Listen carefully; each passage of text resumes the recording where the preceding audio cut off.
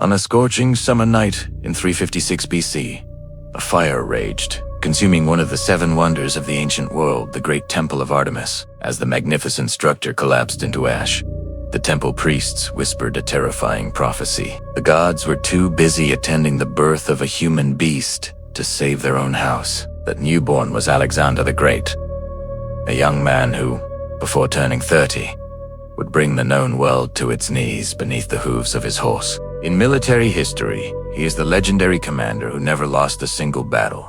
In religious traditions, however, his legacy is a fascinating puzzle. While the West celebrates him as a hero, Jewish texts describe him as the he-goat, the fulfillment of a prophecy from the Book of Daniel. And in Islamic tradition, many scholars connect him to the mysterious figure of Dhul-Qarnayn, the righteous king who journeyed from the setting to the rising of the sun. So, was he merely a bloodthirsty tyrant driven by ambition, or was he a divine instrument sent to reshape the very map of human history? Today, we travel back in time to uncover the story of Alexander the Great as you've never heard it before. Alexander was not just a warrior.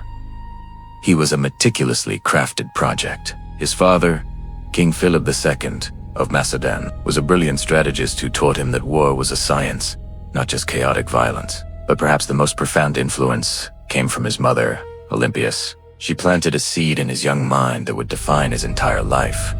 "You are not an ordinary human," she would tell him. "The blood of gods flows in your veins." To shape his intellect, his father hired the greatest philosopher in history, Aristotle.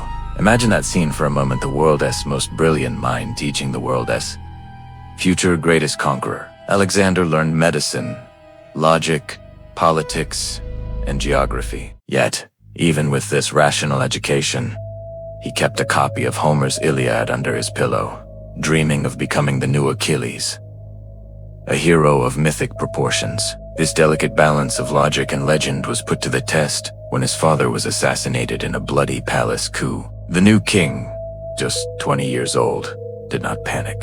Instead, he executed a swift and brutal purge of his rivals, securing his throne with cold efficiency. Once his power was absolute, he turned his gaze eastward, towards the eternal enemy of the Greeks, the vast and powerful Persian Empire. And this is where history, politics, and theology collide in the most spectacular way. In the Old Testament, the book of Daniel, chapter 8, describes a strange and powerful vision. A ram with two great horns, representing the kingdoms of Media and Persia, is seen dominating the earth. Suddenly, a he-goat storms in from the west, moving with such impossible speed that its feet barely touch the ground. This goat has a single, notable horn between its eyes. In division, the goat smashes into the ram, shattering its two horns and trampling it underfoot. This ancient prophecy seems to manifest with stunning accuracy in Alexander's campaigns against the Persian king, Darius III.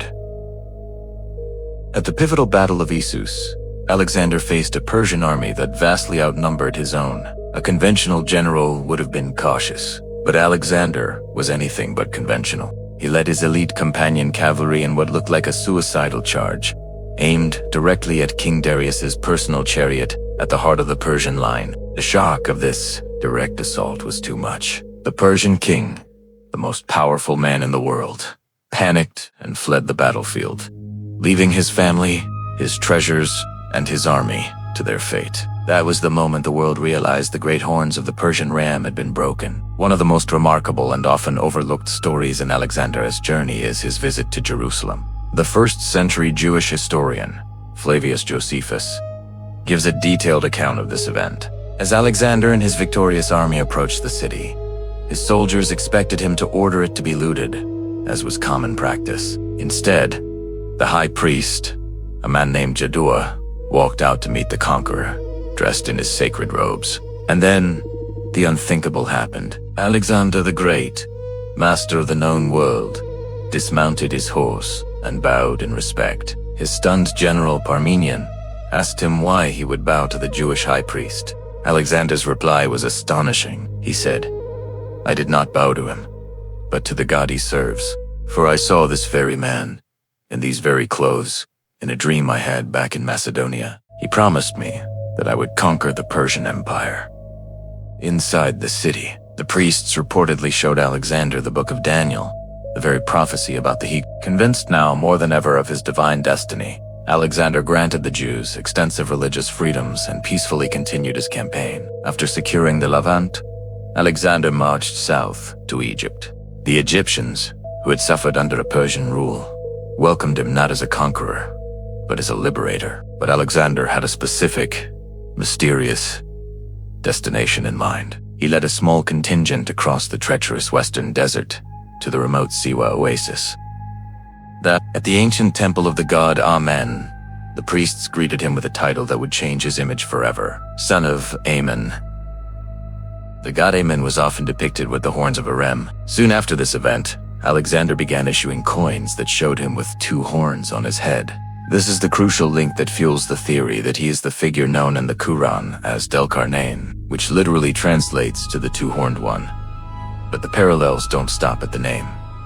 After conquering Persia, Alexander didn't stop. He pushed his army relentlessly eastward into modern-day Afghanistan, Pakistan, and the edge of India, reaching what the ancients considered the ends of the earth. In the Quran, in Surah Al-Kahf, the story of Del-Qarnayn describes his journey to the rising of the sun. He reaches a place between 2 mountains where he finds a people who can barely understand speech. They plead with him for protection from the corruption of the tribes of Gog and Magog, or Yajuj and Majuj.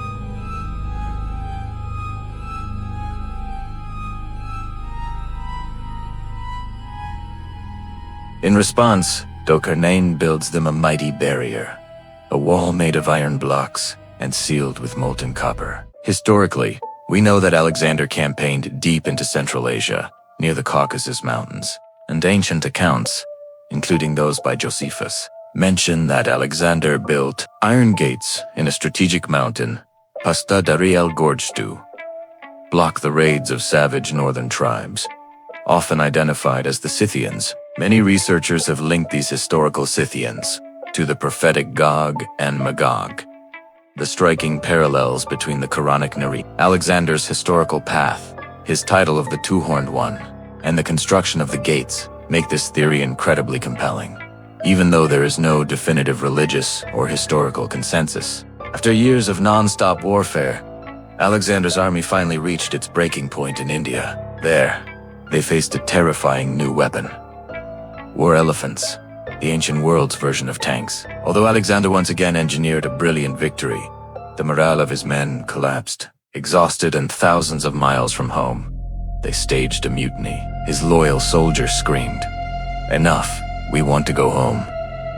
For the first time in his life, the conqueror of the world was forced to retreat not by the sword of an enemy, but by the tears of his own men. Alexander returned to Babylon, the magnificent city he planned to make the capital of his new global empire. He was already drawing up plans for his next campaign, an invasion of the Arabian Peninsula.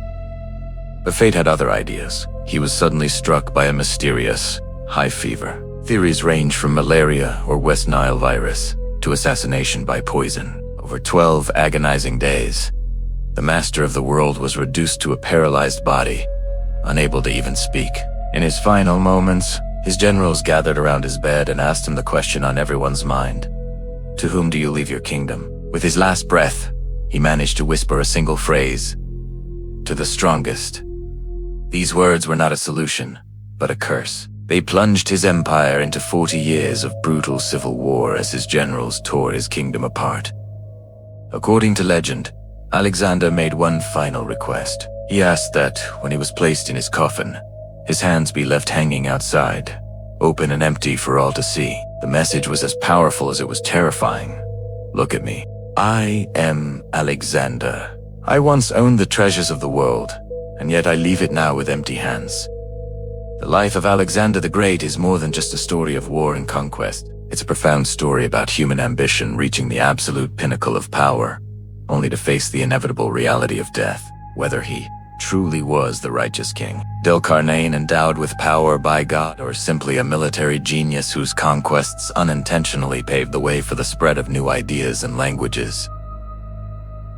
He remains one of history's most pivotal figures. To understand the story of our world, both East and West, you must first pause and understand the story of Alexander. Thanks for watching. If you found this journey into history as fascinating as I did, don't forget to like, subscribe, and hit the bell icon so you don't miss our next exploration into the past.